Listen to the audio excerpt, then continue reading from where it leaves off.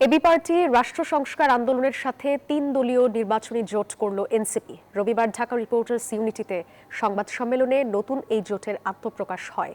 এ সময় এনসিপির আহ্বায়ক নাহিদ ইসলাম বলেন, ভিন্নমত দমন করতে গিয়ে দেশ থেকে আওয়ামী লীগের রাজনীতি বিতাড়িত হয়েছে। তাই আগামী নির্বাচনে কেউ গায়ের জোরে বা ধর্মের নামে জয় লাভ করতে পারবে না। নাহিদ বলেন, রাজনীতিতে আর কোনোভাবেই পুরনো অবস্থায় ফিরে যেতে দেয়া হবে না। আমরা দেখেছি যে ভোট কেন্দ্র দখল, জবরদস্তি এবং একটা আধিপত্যমূলক এবং ফ্যাসিবাদী আচরণ করা হয় রাজনৈতিক দলগুলোর পক্ষ থেকে। সেই আচরণ কিন্তু আমরা দেখতে পাচ্ছি যে শুরু হয়ে গিয়েছে। আমরা বলবো যে এই প্রক্রিয়ায় দেশ চালাতে গিয়ে, নির্বাচন করতে গিয়ে কিন্তু একটা দল এই দেশ থেকেই বিতাড়িত হয়েছে। যে আত্মহমিকা অন্য রাজনৈতিক শক্তির উপরে, ভিন্ন মতের উপরে এরকম দমন পীড়ন করে, তার বিরুদ্ধে গিয়ে কিন্তু গণ অভ্যুত্থান হয়েছিল এবং অহংকারের পতন হয়েছিল।